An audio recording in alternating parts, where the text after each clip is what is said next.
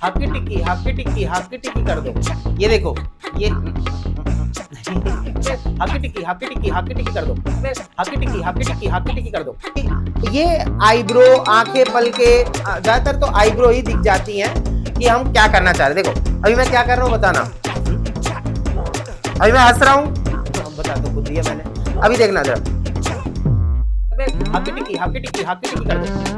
अब मैं निराश हूँ, गुस्से में कल कल कल कल कल करके ये दिन कितने बिता दिए होंगे, समय कितना वेस्ट कर दिया होगा आपको खुद नहीं पता चल रहा है। अरे कल पढ़ लूंगा परसों कर लूंगा, ये टाइम डिसाइड कर लिया इस टाइम पढ़ लूंगा, फिर वहां से मुंह कर गए। ये हर बच्चे की आज प्रॉब्लम बन चुकी है। जब तक आप अपने आप से खुद बातें नहीं करोगे, खुद सारी चीजें नहीं समझोगे, तब तक आपको कोई भी नहीं समझा सकता। आपके अलावा आपके बारे में कोई भी नहीं जानता। इसीलिए मेहनत आपको करनी है और कोई और समझाने नहीं वाला है। तो कितनी भी आपको समझा लिया जाए आपको पल्ले नहीं पड़ेगा जब तक आप खुद अपनी सिचुएशन को नहीं जानोगे। हाँ, फ्यूचर में क्या करना है, फ्यूचर में क्या मतलब किस तरीके से सारी चीजें करनी है, जब तक खुद नहीं सोचोगे तब तक काम नहीं चलने वाला है। इसलिए डिसीजन खुद लेना सीखो और दूसरों की कही सुनी बातों को इग्नोर करो। जो आपको लग रहा है कि हाँ ये समझा सकते हैं, अच्छा मेरे लिए कह रहे हैं, उनकी बात को मानो और चलो फिर अपने तरीके से। लेकिन हाँ, जो ये आलस है आपका उसको छोड़ना पड़ेगा। आलस नहीं छोड़ोगे तो कभी फिर आगे नहीं बढ़ पाओगे। देख लेना, इतना सारा करवाया जा रहा है चैप्टर टाइम टू टाइम, लेकिन हाँ डिले पे डिले। अब पूरा साल बीत गया, एंड टाइम पे क्या करना है, एंड टाइम पे पढ़ना है, वो भी नहीं पढ़ा जा रहा। तो क्या फायदा फिर इस पढ़ाई का, है ना। तो भाई कोशिश ये करो कि ज्यादा से ज्यादा अपने चैप्टर्स को कंप्लीट करो, एक टारगेट सेट करो और टारगेट सेट करने के बाद लग जाओ। डिले मत करो, डिले करोगे तो बाद में फिर टाइम वेस्ट हो जाएगा, पूरा का पूरा टाइम चला जाएगा। कुछ काम आ गया लेकिन उसको हटाओ, जरूरी नहीं है तो उसको हटाओ, घूमना फिरना उसको हटाओ, लेकिन हाँ आज ही करना है। कल के भरोसे मत छोड़ो यार, कल के भरोसे छोड़ोगे फिर वो कल फिर और कल को बना देगा। इसलिए जो काम कल करने वाला उसको आज ही करो, पकड़ के बैठ जाओ। नहीं दिमाग अगर खोपड़ी कहीं और जा रही है उसको पकड़ के लेकर आओ, आज करना है ये काम, आज करना है ये काम, बस रगड़ दो अपने आप को। जो आज रगड़ दिया ना अपने दिमाग को, कल देखना हीरे की तरह चमक जाएगा। जय हिंद सभी को, साइमन क्लास में आप सभी लोगों का स्वागत है। मैं अमरजीत सर। देखिए आज की वीडियो के अंदर हम लोग चैप्टर नंबर 3 करने वाले हैं, जिसका नाम है अजंता एवं उत्तर अजंता की चित्रकला। ये अजंता की गुफाएं कहाँ पे हैं, तो यहाँ पे गुफाओं के बारे में बातें की गई हैं, अजंता की गुफाओं के बारे में बातें की गई हैं। और ये अजंता की गुफाएं कहाँ मिलेंगी, महाराष्ट्र के औरंगाबाद में। कहाँ पे, महाराष्ट्र के औरंगाबाद में। इस चैप्टर के अंदर लगभग 4 पिक्चर दे रखी हैं और वो 4 पिक्चर हम लोग कंप्लीट करके जो है इसके क्वेश्चन आंसर जो सबसे नीचे दे रखे होते हैं ना वो करेंगे। तो सबसे पहले इसमें जो एक चित्र दे रखा है, पद्मपाणि बोधिसत्व का चित्र दे रखा है, ठीक है, उसके बारे में पढ़ेंगे। उसके बाद अप्सरा का जो है वो चित्र दे रखा है, ठीक है, इनके कुछ एमसीक्यू होंगे वो कर लेंगे। फिर एक है घाट की सजावट, सॉरी छत की सजावट, है ना, घाट बोल दिया, छत की सजावट दे रखी है। फिर उसके बाद जो है एक लास्ट चित्र दे रखा है, ये डांसिंग पैनल। डांसिंग पैनल क्या होता है वो हम जानेंगे, ठीक है ना। इस पिक्चर के बारे में भी पढ़ लेंगे। और बाकी इसके नीचे कुछ क्वेश्चन आंसर दे रखे हैं, लगभग कितने क्वेश्चन आंसर हैं, तो 4 तो इसमें चित्र हो जाएंगे और क्वेश्चन आंसर लगभग 12 दे रखे हैं, ठीक है। इन क्वेश्चन आंसर को हम लोग करेंगे और इससे हमारा चैप्टर क्या हो जाएगा, कंप्लीट हो जाएगा। तो देखिए अजंता एवं उत्तर अजंता की चित्रकला की अगर हम बात करें तो मैंने बता दिया अजंता की गुफाएं कहाँ पे, महाराष्ट्र के औरंगाबाद में। इस चैप्टर के अंदर सबसे पहले ना कुछ चित्र वगैरह दे रखे हैं, जो है 4 पिक्चर हम लोग करेंगे और देखते हैं भाई कौन कौन सी पिक्चर दे रखी है। सबसे पहले ना यहाँ पे पहला जो चित्र दे रखा है, स्टार्टिंग कर रहे हैं हम लोग, ध्यान सुनिएगा आप लोग, ठीक है। पहला जो है, और इससे पहले वाली जो मैंने वीडियोस अपलोड करी हैं अगर अच्छी लगी हो ना तो भाई अपना प्यार ज्यादा से ज्यादा साइमन क्लास को थोड़ा सा दे देना भाई प्लीज। देखो तो प्यार में क्या करना है भाई, सिंपल सी बात है, चैनल को सब्सक्राइब कर देना, वीडियो को लाइक कर देना प्लीज, और कमेंट करके जरूर बता देना आप लोग की वीडियो कैसी लगती है ना। आपका कमेंट मेरे लिए मोटिवेशन है, बस चलो। बोधिसत्व अवलोकितेश्वर, ये क्या है, पहले यह आवश्यक है कि हम प्रसिद्ध चित्रकृति जो है पद्मपाणि बोधिसत्व के बारे में जाने। बुनियादी सूचना दे रखी है, फिर उसके बाद इसको स्टार्ट किया जाएगा। देखो यह अजंता की सर्वाधिक प्रसिद्ध एवं लोकप्रिय चित्रकृति है। कहाँ की है भाई, अजंता की। अजंता कहाँ है, महाराष्ट्र के औरंगाबाद में। ये गुफाएं हैं, लगभग 29 से 30 गुफाएं दे रखी है वहां पे, है बनी हुई। इस चित्र में बोधिसत्व को अवलोकितेश्वर, याद रखना इस पे एक एमसीक्यू बनेगा, बोधिसत्व को अवलोकितेश्वर बोधिसत्व रूप में चित्रित किया गया है। अवलोकितेश्वर बोधिसत्व करुणावतार हैं, जिन्होंने विरोधी भाव से मुक्ति को धर्म माना, और बुद्ध धर्म और संघ 3 रत्न माने जाते हैं। बुद्ध धर्म में सामूहिक जाप है, कौन से, वो देखो, बुद्धम शरणम गच्छामि, धर्मम शरणम गच्छामि, संघम शरणम गच्छामि। ये क्या है तो चलो देखते हैं भाई। तो सबसे पहली पिक्चर दे रखी है यहाँ पे, ये आप लोग चित्र देख लीजिए। ये चित्र किसका है? तो पद्मपाणि बोधिसत्व का चित्र दे रखा है, ठीक है। पिक्चर सबने देख लिया है अच्छे से, आंखें खोल लो, आंखें बिल्कुल फोन में लगा लो, आ बात समझ में? देखो तो ये चीज है, पद्मपाणि बोधिसत्व का चित्र है, बोधिसत्व अवलोकितेश्वर पद्मपाणि बोधिसत्व नाम है इसका। और भित्ति चित्र है। भित्ति चित्र क्या होता है? पहले मैंने बताया था इससे पहले वाले चैप्टरों में कि ये जो अंदर में गुफाओं के अंदर में चित्रकारी की जाती है उसमें बोला जा रहा है भित्ति चित्र। टम्पेरा तकनीक है और चित्रणा विधि है, और कैसे मतलब पेंटिंग कलर का भी यूज किया गया है। 5वीं सदी ईस्वी का उत्तरार्ध है, मतलब इस टाइम पे बनाया गया था। और गुफा क्रमांक प्रथम, कौन सी गुफा में ही एमसीक्यू पूछा जाएगा, तो ये प्रथम में है, ठीक है। जो चीजें मैं आप लोग को बताता हूँ उसको ढंग से सुना करो, सुना करो, क्वेश्चन इन्हीं से बन जाएगा, ठीक है। चलो बाकी 10 क्वेश्चन होंगे वो पढ़ा दूंगा।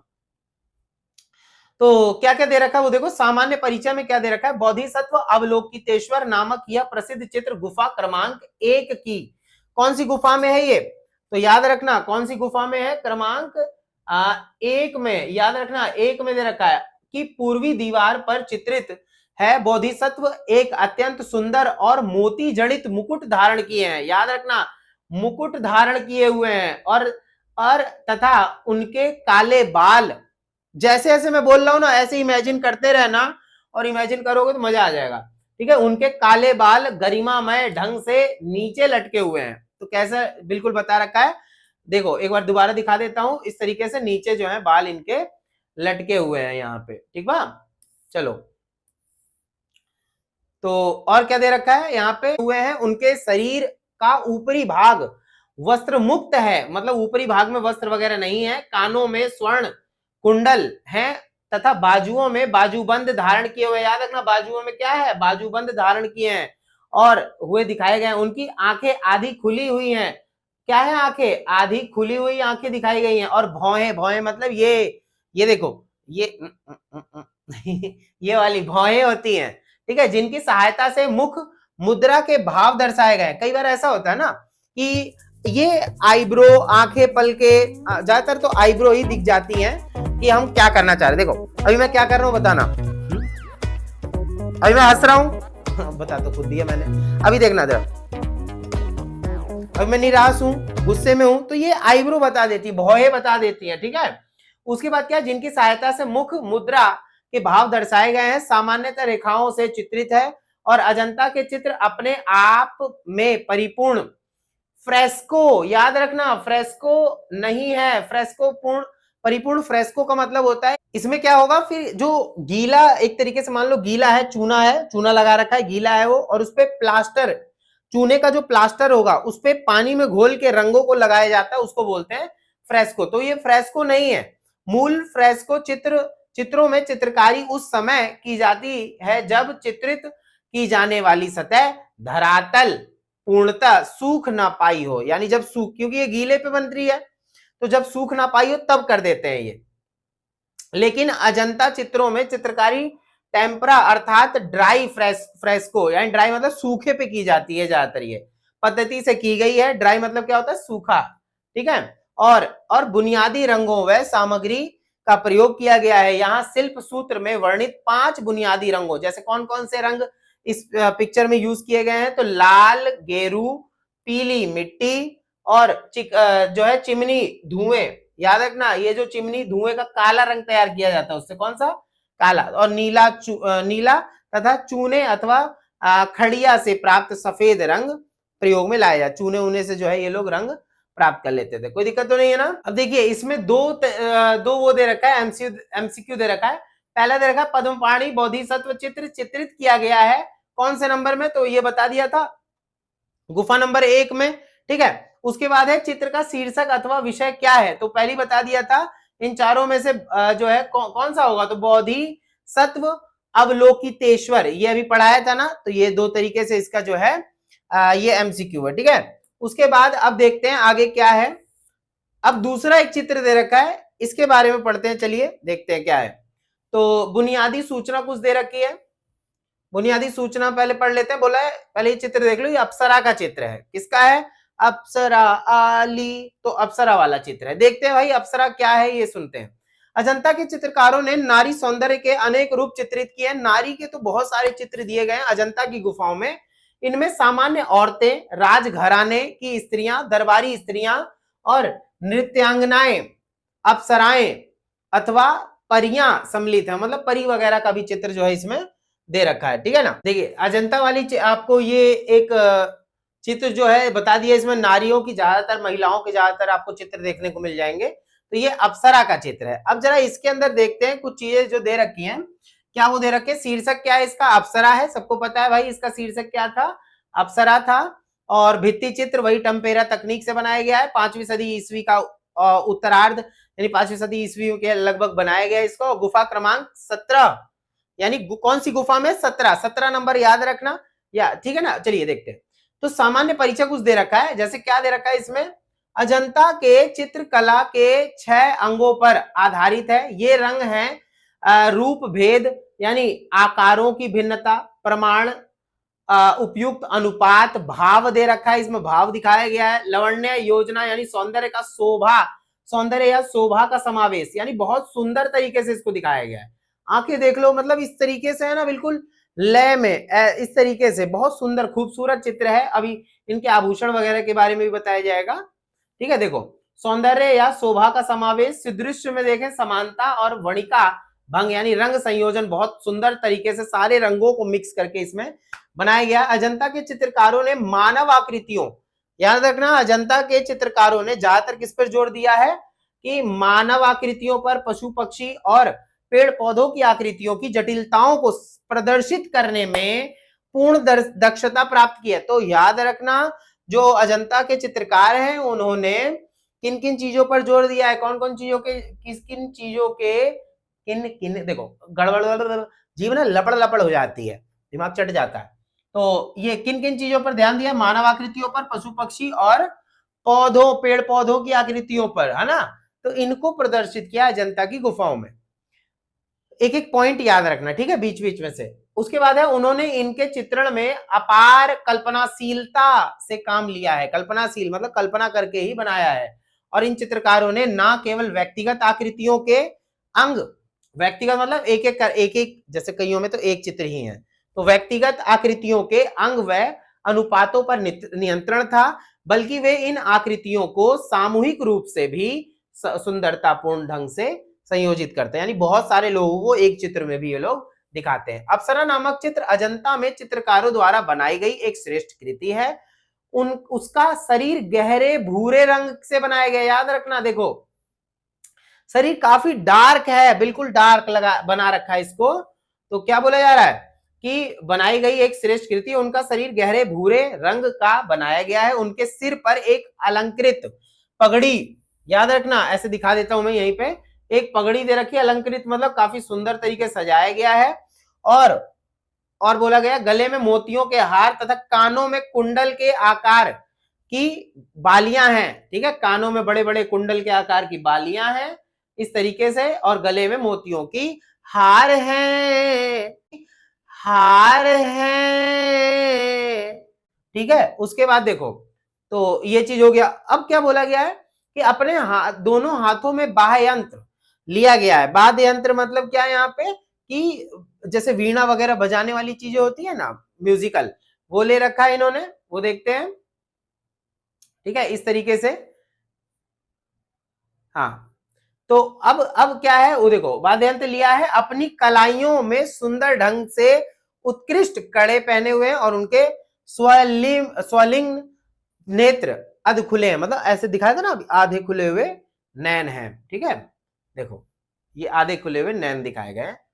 चलो अब इसके ना कुछ क्वेश्चन आंसर है वो करेंगे। अब देखिए इसमें जो इसका जो अभी मैंने बताया, जो चित्र आपने पढ़ा अभी अप्सरा वाला, उसमें कुछ मैचिंग दे रखी है। तो पहली क्या होगी, माध्यम क्या है इस वाली जो चित्र जो बनाया गया उसका है भित्ति चित्र। ठीक है, माध्यम क्या है, भित्ति चित्र। और अप्सरा का वर्ण क्या है, गहरा भूरा, अभी जो रंग दिखाया था वो गहरा भूरे रंग का है।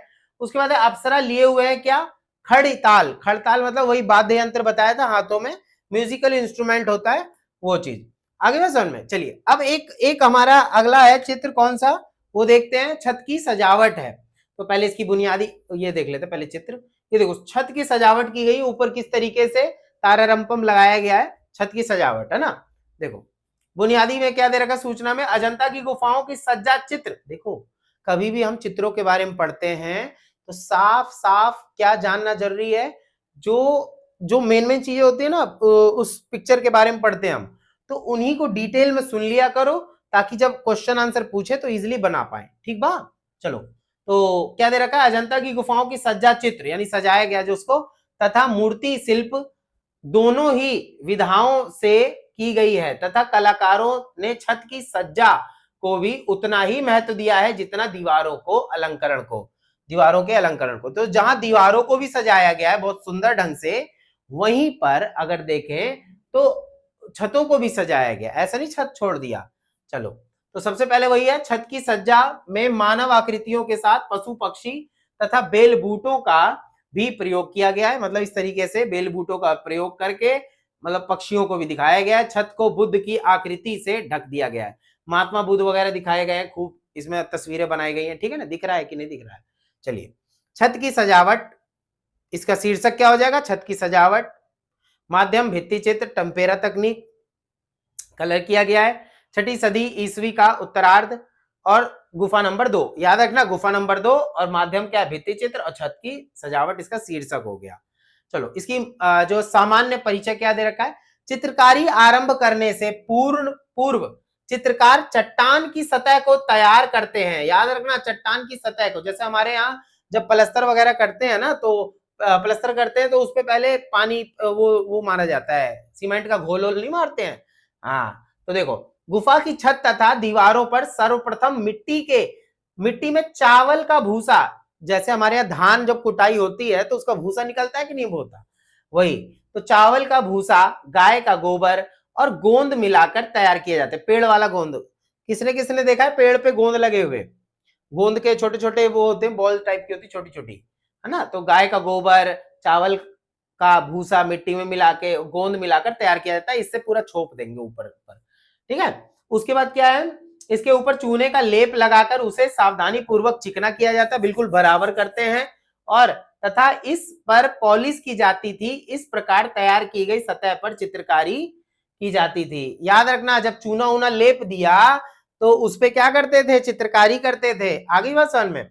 चलिए तो वही बोला जा रहा है कि जिनमें बाद में सूखी, बोला जा रहा है आकृतियों की बाह्य रेखाएं गहरे भूरे अथवा काले रंग से चित्रित की गई हैं। देखना ये जो रेखाएं हैं गहरे भूरे और काले रंग से चित्रित की गई हैं और चित्रित की जाती थी, जिनमें बाद में सूखी सतह पर विभिन्न रंग भरे जाते थे। छत पर किए गए अलंकरण मतलब सजाना का यह एक बहुत ही सुंदर उदाहरण है, जो छठी सदी में बनाई गई गुफा संख्या 2 में है। याद रखना कौन सी गुफा नंबर में है, ये 2 में, तो बार बार नहीं बोला जाएगा। ठीक है ना, देखो तो वही बोला जा रहा है इसमें, गुफा की छत पर चित्रित किए पैनलों एवं बॉर्डरों में हंस, पक्षी और विद्याघर, युगल, पवित्र शंख और कमल एवं कलिकाएं, जो उसकी है ना, वैसे तो इसमें कुछ ज्यादा नहीं दे रखा, कमल व कलिकाएं, कमल गट्टे और कमल नाल बनाए गए हैं, और कमल का काली रूप, पूर्व विकसित कमल रूप, तथा इसमें बहुत सारी चित्र बनाए गए हैं। इतना क्लियर तो नहीं दिख रहा, लेकिन जो बता रहा हूं उसको बस आप समझना। ठीक है, तो विकसित कमल रूप तथा कमल पत्रों के विस्तृत संयोजन से चित्रकारों की अलंकरण हेतु विभिन्न कलात्मक पैटर्न रचित करने की क्षमता उजागर होती है, और बुद्ध आकृति की पुनरावृत्ति से रचित यह एक सुंदर सज्जा है, और चित्रित पैनल अनेक वर्गाकार खंडों में विभक्त है। देखो यहाँ जितने भी दे रखे हैं ना, अलग अलग वर्गाकार मतलब इस तरीके से ना अलग अलग बॉक्स टाइप का बना के उसमें चित्रित किया गया है, बहुत सुंदर ढंग से इसको चित्रित किया है। कोई दिक्कत तो नहीं है ना। चलिए अब इसके बारे में ना जो कुछ क्वेश्चन दे रखे हैं वो जान लेते हैं एक बार। देखो छत की सजावट चित्रकृत में भित्ति चित्र माध्यम का उपयोग किया गया। याद रखना छत की सजावट में किस चीज का प्रयोग किया गया, भित्ति चित्र, तो भित्ति चित्र बोला जाता है इसको।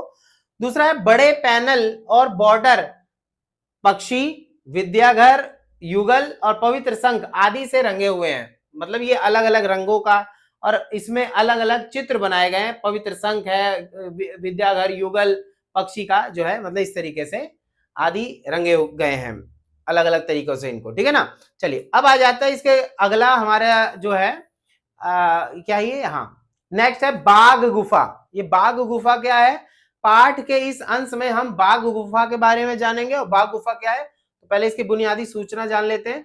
यद्यपि अजंता की, ये चौथा चित्र है, याद रखना, ठीक है ना। यद्यपि अजंता के चित्रकारों ने सामान्य जन जीवन के उत्सवों, क्योंकि अजंता गुफाओं में जो नॉर्मल लाइफस्टाइल उन लोगों की होती थी उसके बारे में भी बताया काफी ज्यादा। तो यद्यपि अजंता के चित्रकारों ने सामान्य जन जीवन के उत्सवों और एवं समारोह का मनोहारी चित्रण किया है, सामान्य रूप से देखें तो इनमें चित्रकार की गहरी निरीक्षण शक्ति का पता चलता है। मतलब बहुत गहरा निरीक्षण, सोच रहे ये बनाना इजी थोड़ी ना होता है। अजंता में इस प्रकार की अनेक रचनाएं हैं और जिसमें धर्मनिरपेक्ष जीवन प्रदर्शित होता है। धर्मनिरपेक्ष जीवन मतलब क्या है, किसी एक धर्म के बारे में नहीं बल्कि और भी धर्मों के बारे में दिखा रखा है। तो ये क्या है, डांसिंग पैनल, डांसिंग पैनल है इस चित्र का शीर्षक।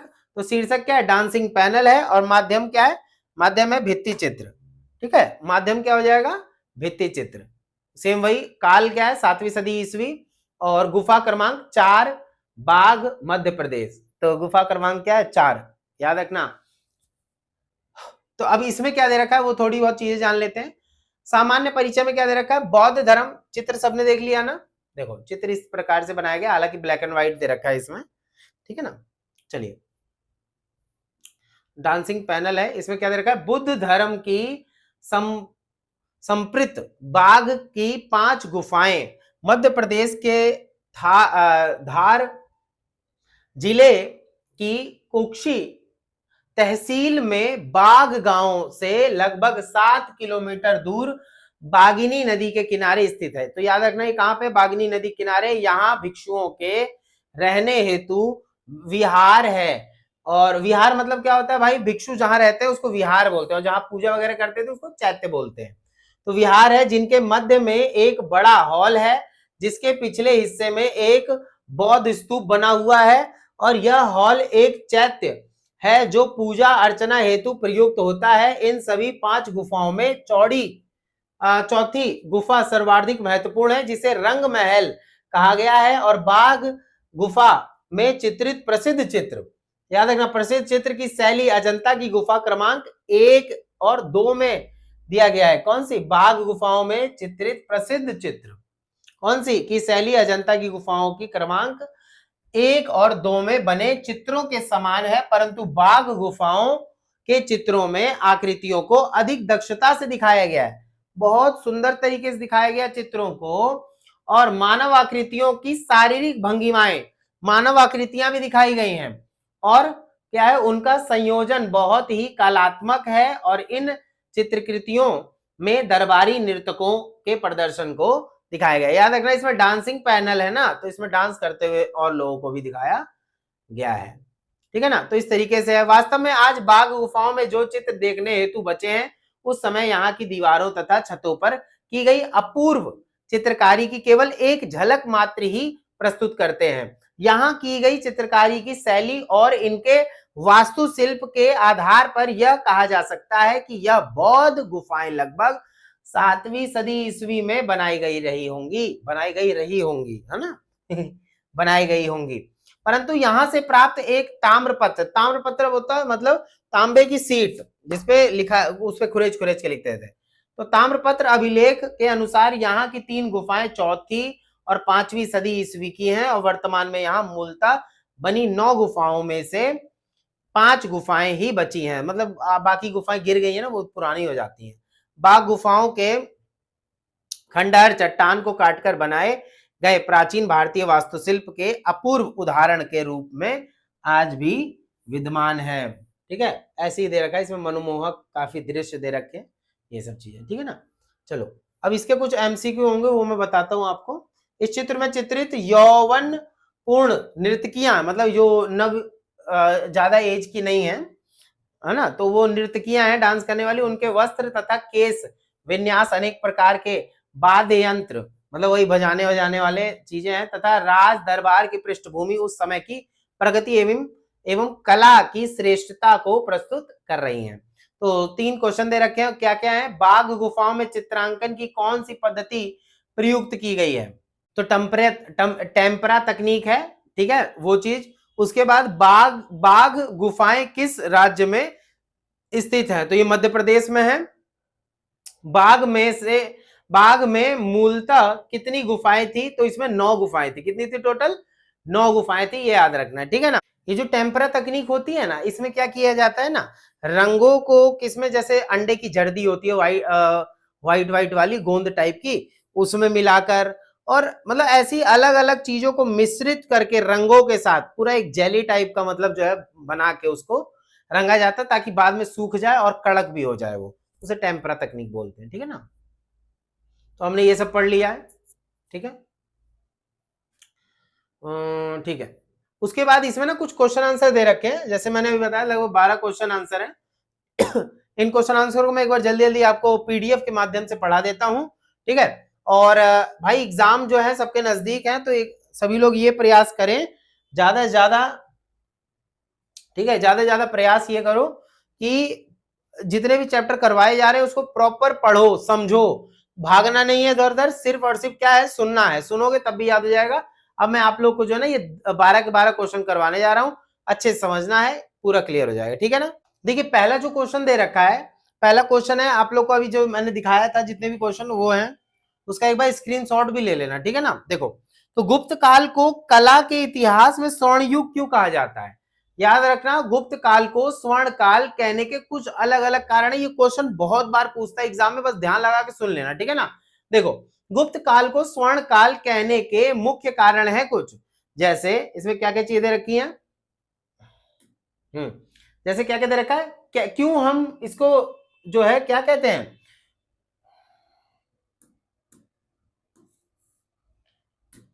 ठीक है, इसको हम स्वर्ण काल क्यों कहते हैं भाई, स्वर्ण काल क्यों कहा जाता है, वही हम लोग जानने वाले हैं। देखिए, पहला है कला और स्थापत्य का चरमोत्कर्ष, यानी ये जो गुप्त काल है ये कला के क्षेत्र में बहुत ज्यादा आगे था, याद रखना, ठीक है। ये कला के क्षेत्र में, ठीक है, देखो, कला और स्थापत्य का चरमोत्कर्ष था इस टाइम पे। जो मूर्ति कला है, जो XYZ चीजें जो कलाओं में आती हैं, और स्थापत्य कला मतलब भवन निर्माण, ये बहुत उन्नत था, चरमोत्कर्ष पर। तो पहला है, इस काल में, मैं क्या पढ़ा रहा हूं वो समझ में आया ना, मैं पढ़ा रहा हूं गुप्त काल को स्वर्ण युग क्यों कहा जाता है, ठीक है ना। तो देखो, कला और स्थापत्य का चरमोत्कर्ष टाइम था, ये पीरियड बहुत अच्छा था इसका। इस काल में भव्य मंदिर बनवाए गए, जैसे देवगढ़ और दशावतार मंदिर और भीतर गांव मंदिर, और अजंता बाघ की गुफाओं में उत्कृष्ट चित्रकारी हुई, और मूर्ति कला में मथुरा और सारनाथ शैली अपने शीर्ष पर थी, जो भारतीय कला के लिए आदर्श बनी हुई थी, ठीक है। एक तो ये हो जाएगा। दूसरा है साहित्यिक समृद्धि। साहित्यिक समृद्धि मतलब क्या, लिखने में ये बहुत ज्यादा आगे बढ़े, लिखने में, ठीक है, याद रखना किसमें ये आगे बढ़े, लिखने में, ठीक है ना। तो लिखने में यानी खूब सारे साहित्य वगैरह लिखे गए। तो कालिदास, भारवी और संबधु जैसे महान कवि और नाटककार इसी युग की देन है, और संस्कृत साहित्य का यह सबसे समृद्ध दौर था, और इस जिसे ऑगस्टन युग भी कहा जाता है, ठीक है। एक तो ये हो गया, पहला क्या था, पहला था कला और स्थापत्य कला की वजह से इसे स्वर्ण काल कहा जाता है, और दूसरा था साहित्य समृद्धि। साहित्य समृद्धि मतलब लिखावट की वजह से। और एक है वैज्ञानिक और तकनीक विकास, यानी इस टाइम पे याद रखना, अल्फा बीटा गामा वगैरह पढ़े थे ना, तो इस टाइम की देना। आर्यभट्ट ने खगोल विज्ञान और गणित का मूल शून्य और जो है इसकी शून्य की खोज और असाधारण योगदान दिया इसमें, बहुत मतलब कैलेंडर वगैरह भी, चंद्र कैलेंडर, ये सब आया। एक है राजनीतिक एकता और सुरक्षा की वजह से भी गुप्त काल को स्वर्ण युग क्यों कहा जाता है, इसलिए भी कहते हैं क्योंकि गुप्त राजाओं ने भारत के एक बड़े हिस्से को एक सूत्र में बांधा, और जिसे युद्ध लगभग ना के बराबर हुए और स्थिरता आई। तो राजनीतिक एकता और सुरक्षा की वजह से भी इसको, और आर्थिक संपन्नता, गुप्त काल पैसे में भी बहुत आगे था। बड़ी संख्या में सोने के सिक्के, दिनार का जो है मिलना एक युग की आर्थिक समृद्धि और व्यापार की सुगमता को दर्शाता है और शिक्षा का केंद्र, यानी गुप्त काल को स्वर्ण युग इसलिए भी कहते हैं क्योंकि यहाँ शिक्षा का केंद्र इसको माना गया। ठीक है, शिक्षा का केंद्र इसको माना गया। नालंदा जैसे विश्वविद्यालयों का विकास हुआ। नालंदा विश्वविद्यालय सुना होगा ना, ठीक है, ये बिहार में। चलो उसके बाद ये हो गया, सबको क्लियर हो गया ना। अब आगे बढ़ते हैं। ठीक है, अब अगला क्वेश्चन क्या है वो देखते हैं। अजंता के चित्र, याद रखना, अजंता के चित्र किस काल में बने थे? तो अजंता की जो चित्र थे वो कौन से काल में बने थे? याद रखना, अजंता की गुफाओं के चित्र मुख्य रूप से गुप्त काल में यानी 5वीं-6वीं शताब्दी ईस्वी में बने थे। हालांकि इन गुफाओं का निर्माण और चित्रांकन 2 चरणों में हुआ था। पहला चरण 2री शताब्दी ईसा पूर्व। ईसा पूर्व क्या होता है? ईसा मसीह के जन्म से पहले का काल। याद रखना, मैं बता देता हूं यहाँ पे, अगर मैं यहाँ पे 1 रखूं, ठीक है, और ये क्या है? ईसा मसीह के जन्म से पहले का काल ईसा पूर्व, और उनके जन्म के बाद का काल क्या बोलते हैं? ईसवी बोलते हैं। तो इधर से समय इस तरफ, घड़ी की सुई क्या है? ऐसे घूमती है ना, तो समय इधर की तरफ भागता है। तो यहाँ पे मान लो कि ये बोल रहा है 5वीं शताब्दी ईसवी है ना, तो वहां जैसे अभी ईसा पूर्व इधर बोला था, तो ईसा पूर्व क्या है? इस साइड में। मान लो कि हड़प्पा सभ्यता हमने पढ़ाया था, तो लगभग मानी जाती है 3200 ईसा पूर्व की। 3200 ईसा पूर्व की, एक एक कम करते आओ, यहाँ पे मान लो 2500 मान लो। ठीक है, 2500 ईसा पूर्व मान लो, एक एक कम करते करते करते, एक एक दिन कम करो, करते करते आ जाओ, मान लो 1500 भी आ जाएगा। ऐसे कम करते करते करते करते करते 1000, फिर ऐसे 900, 800, ऐसे करते करते 100 भी आ जाएगा। फिर एक बार करते करते 2, फिर 1, फिर यहाँ से सीधी गिनती शुरू होती है, 1 2 3 4 5, ऐसे करते करते 100 आया होगा, फिर 1000 आया होगा, है ना, ऐसे करते करते फिर ऐसी 1500 आया होगा, फिर ऐसी 2000 आया होगा, और आज क्या चल रहा है? ऐसी मान लो 2026 चल रहा है। ठीक है, तो ये है ईसवी। ईसा मसीह के जन्म से पहले का काल ईसा पूर्व, और ईसा मसीह के जन्म के बाद का काल ईसवी कहलाता है। ठीक हो गया ना, तो ये चीज है। तो वही बोल रहा है कि पहला चरण 2री शताब्दी ईसा पूर्व से पहली शताब्दी ईसा पूर्व तक, और दूसरा मुख्य चरण 5वीं से 7वीं शताब्दी ईसवी है, ये ईसा पूर्व नहीं है, के बीच वाकाटक वंश के दौरान हुआ था। याद रखना, वाकाटक वंश क्या है? ये जो गुप्त वंश था, उनकी जो चंद्रगुप्त द्वितीय थे, उनकी पुत्री थी प्रभावती गुप्त, उनका विवाह हुआ था वाकाटक वंश में। ठीक है, ये याद रखना, हिस्ट्री में पढ़ाया मैंने। उसके बाद है काल, समय। ठीक है, तो अजंता की गुफाओं का चित्र क्वेश्चन था किस काल में बने थे, तो बस आपको यही याद रखना है, 5वीं-6वीं ईस्वी शताब्दी ईस्वी में बने थे। ठीक है ना, तो वही है, समय लगभग 2री शताब्दी ईसा पूर्व से 480 ईस्वी। 480 मतलब वही 5वीं-6वीं शताब्दी। ठीक है ना, चलो ये हो गया। कलाकार वगैरह बता दी। ये चित्र बौद्ध भिक्षुओं द्वारा बनाए गए थे, जो बौद्ध धर्म से संबंधित थे। नेक्स्ट क्वेश्चन है हमारा, नेक्स्ट क्वेश्चन है गुप्त कौन सा शासक विक्रमादित्य के नाम से जाना जाता था और क्यों?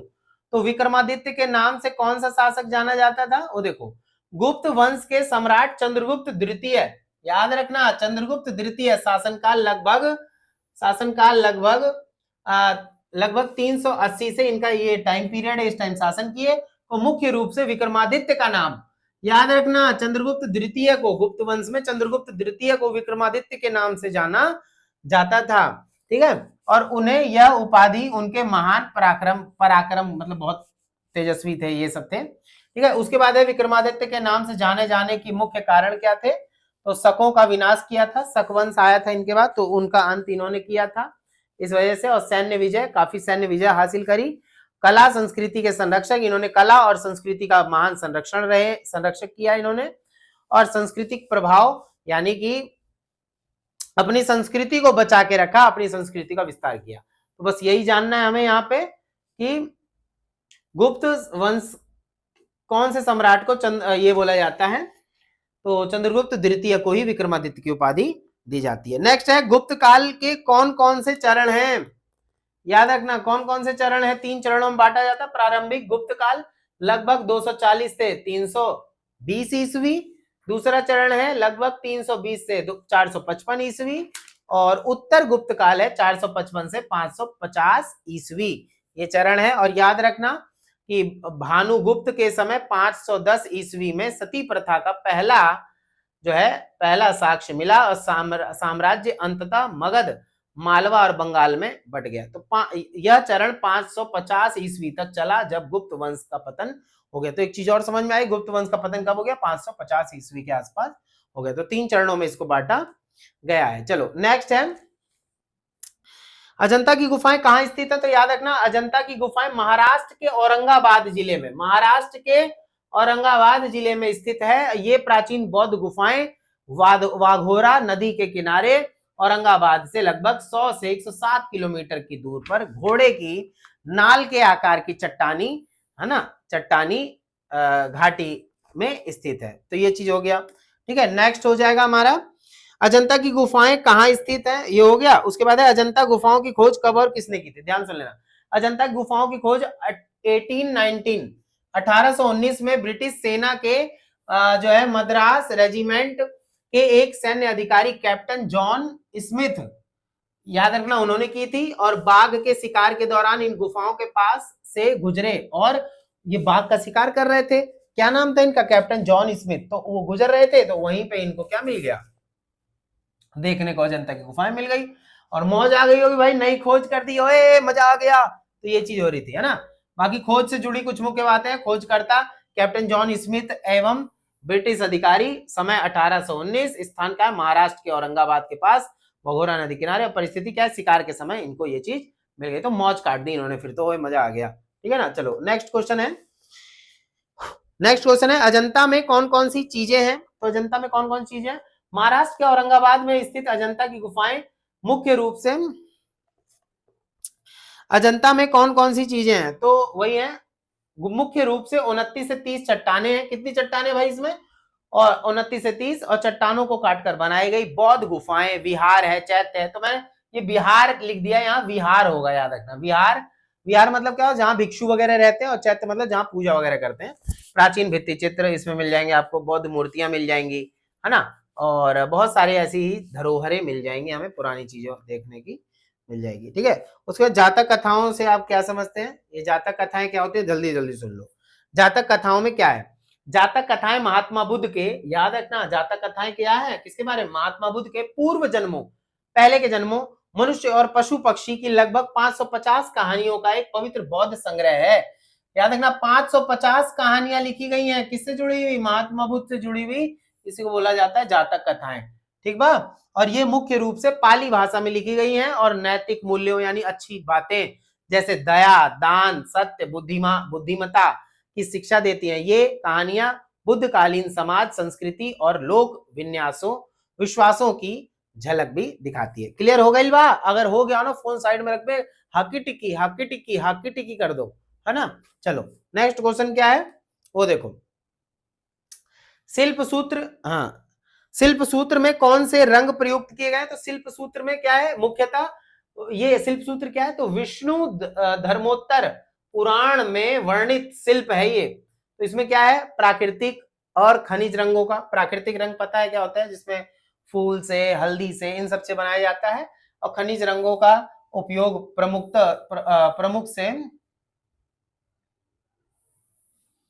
प्रमुखता से हुआ है, जिसमें लाल रंग को सिंदूर से, पीले को हरिताल से, नीले को नील से, सफेद को चूने से, या सुधा, और सोना, चांदी, स्वर्ण, है ना, स्वर्ण, रजत शामिल है। मतलब इसमें जड़ देते थे पूरा, बहुत बढ़िया तरीके से सुंदर जो है चित्रों को बनाया गया है। ठीक है ना, ये चीज याद रखना।